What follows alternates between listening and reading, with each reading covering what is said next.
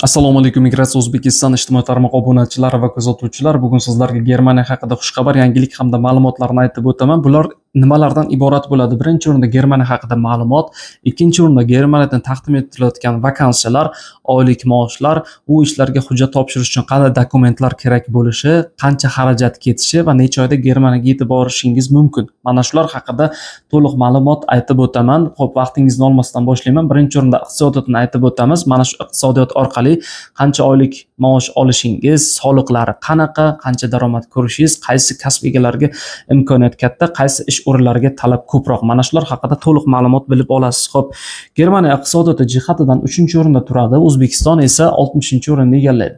Germaniya ichki mahsuloti 5 trillion dollarni tashkil etsa, O'zbekistonniki 181 milliard dollarni tashkil etadi.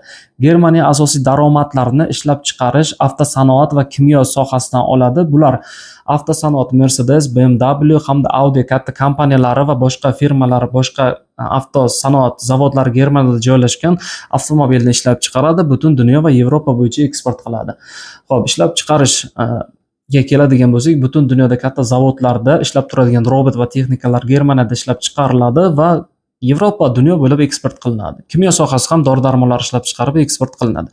Xo'p, O'zbekistonni daromadiga keladigan bo'lsak, oltin, gaz, migrantlardan kelayotgan daromad hamda qurilish sohasidan daromad bo'ladi. Xo'p, mana ikkala davlatni iqtisodiyotini bilib oldik. Xo'p, rivojlanish jihatidan ikkala davlat mustaqil bo'lgandan keyin o'sish ko'rsatkichi O'zbekistonda baland, Germaniyadan anchagina. Hozirgi kunga kelib oladigan bo'lsak, 2026-yil sarf hisobi bo'yicha Germaniya rivojlanib bo'lgan mamlakat, O'zbekiston esa rivojlanayotgan mamlakat. Xo'p, ikkalasi ikki xil o'rinni egallaydi. Xo'p, ana endi nima uchun bizni fuqarolarimiz Germaniyaga bormoqchi-yu, nima uchun Germaniyani o'zida esa ishchi kuchi yetarli emas? Chunki u yerda 84 million aholi yashaydi. Xo'p, nima uchun O'zbekiston fuqarolar Germaniyaga ishga borishga qiynalishyapti? Mana shular haqida ham ana endi sizga to'liq ma'lumot berib o'taman. Germaniyada soliq tizimi 25% ni tashkil etadi. Germaniyani o'zida yashab turgan nemis fuqarosi bir yilda 100 ming yevro daromad ko'rsa, mana shu 25 ming yevrosini davlatga qaytarib beradi soliq sifatida. Davlat esa o'sha fuqaroni farzandlariga o'ziga tibbiy sug'urta, tibbiy ko'rik, bepul sug'urtalarni hamda universitet, magistraturalarda bepul ta'limni, tekis yo'llarni taklif etadi. Xo'p, ko'pchilik nemis fuqarolari bundan norozi bo'lganlarning ko'pchiligi statistika ko'rinishida ko'tarilganki, boshqa chet el mamlakatlari, deylik Kanada, Amerika Qo'shma Shtatlari, Finlandiya, Avstraliya, Shveysariya hamda Niderlandiya kabi mamlakatlarga ko'chib ketish foizi ortib bormoqda. Germaniyani o'zida qolgan nemis fuqarolari esa o'z mamlakatidan, Germaniyadan turib Amerika, deylik Shveysariya, Singapur mamlakatlaridagi katta firma kompaniyalarga kompyuter orqali onlayn ishlab berishmoqda va daromad ko'rishadi. Mana shunday daromad ko'rganlar esa Germaniyaga daromad solig'i to'lashmaydi. Xo'p, shuning uchun ham Germaniyada ishchi kuchi yetarli emas. 2024-yilda 50 ming nafar bo'sh ish o'rni O'zbekistonga taqdim etilgan. Bu ish o'rinlari hali to'lgani yo'q. Men o'ylaymanki, yaqin 5-10 yilning ichida ham to'lmasa kerak, chunki talab nemis tili. Agarda siz Rossiya, Turkiya yoki boshqa chet el mamlakatida bo'lsangiz, O'zbekistonning markazdan chetroq joyda, viloyatda, tumanda yashaydigan bo'lsangiz, ya'ni nemis tili kursiga kela olmayotgan bo'lsangiz, bemalol bizning nemis tili kursiga qatnashishingiz mumkin. Hozir sizga qanday qatnashni aytib o'taman. Xo'p, birinchi o'rinda endi Germaniyadan taklif etilayotgan vakansiyalar va oylik maoshlarni aytib o'tamiz. Ayollar uchun hamshiralik sohasi, qariyalarga qarash va qishloq xo'jaligi. Erkaklar uchun esa fura yuk mashinalari haydash, avtotransport vositalarini boshqarish, qassobchilik yo'nalishi va qolaversa qurilish, zavodlarda metallurgiya sohasida ish, nima desam, xo'p, elektrik yo'nalish bo'yicha lift ustalari va payvandchilik, xalq o'zbekchilik iborasi svarchilik deb nomlangan mana shular sohasida ish o'rinlari ko'p va talab yuqori. Oylik maoshlar esa 2000 yevrodan 2500 yevrogacha taqdim etadi. Mana shu yerda esa oylik maoshlar brutto va nettoga bo'linadi. Brutto deganda, deylik, sizga bitta ish o'rni taklif etildi va oylik maosh 3,5 ming brutto. Brutto deganda 3,5 ming bruttoni olasiz va ichidan 600 yoki 700 yevrosini soliq sifatida ajratib berasiz va o'zingizga masalan 700 yevro berganingizdan keyin 2800 yevro qoladi. oylik maosh 2700 netto deganda shunday olasiz bo'ldi. U sizniki. Ya'ni soliqlari olib qolingan oylik maosh bo'ladi u. Bruttoda soliq maosh to'lashingiz kerak, nettoda esa shunday oylik maoshingizni olasiz, o'zingizniki bo'ladi. Mana shular haqida yaxshilab tushunib oling, brutto va netto haqida. Xo'p, hozir sizga Migratsiya O'zbekiston rasmiy Telegram kanaliga qanday obuna bo'lishni ko'rsataman. Telefon orqali yozib olingan video ma'lumot.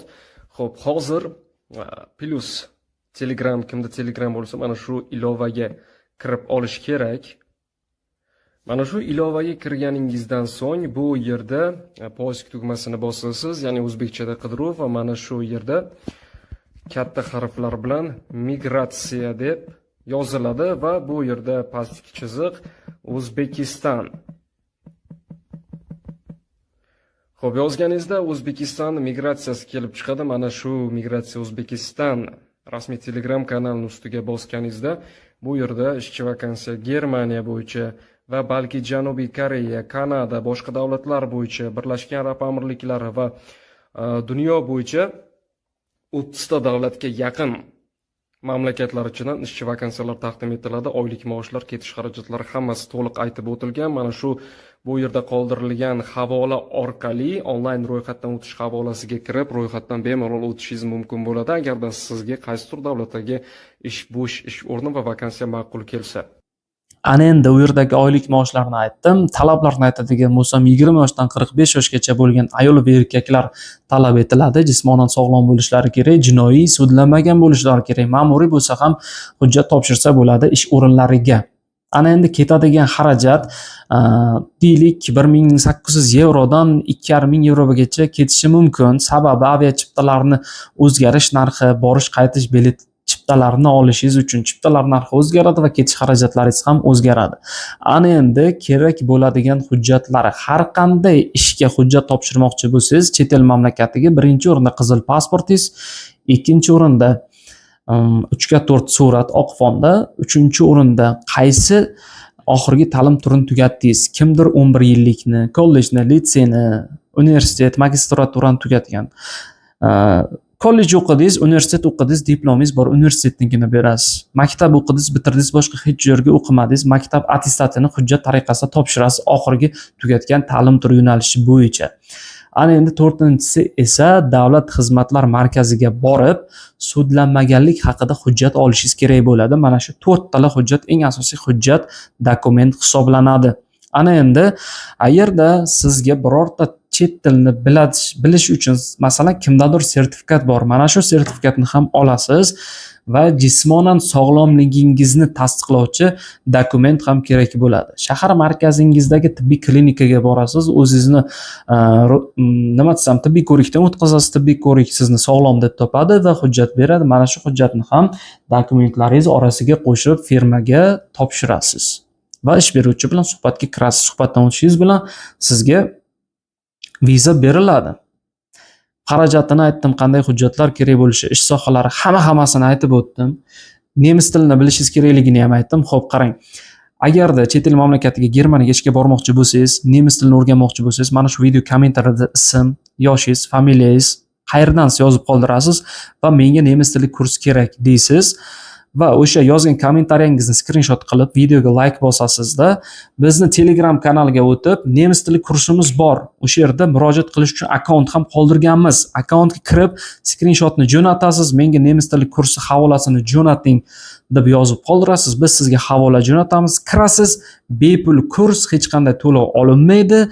Migratsiya O'zbekiston bo'yicha sizga katta yangilik. Chet elda bo'lsangiz ham, O'zbekistonda bo'lsangiz ham qaysidir kursga 300 ming, 400 ming to'lab, bir oy masalan nemis tili sizga yoqmadi, $300 yo 300-400 ming so'mga kuygandan ko'ra kiring, nemis tilini o'rganing, yoqsa harakat qiling, yoqmasa afsuski menga emas ekan bu nemis tili kursi deb chiqib ketishingiz ham mumkin. Asosiysi hech qanday xarajat qilmaysiz, hech qanaqa vaqtingizni bekorga o'tkazmaysiz.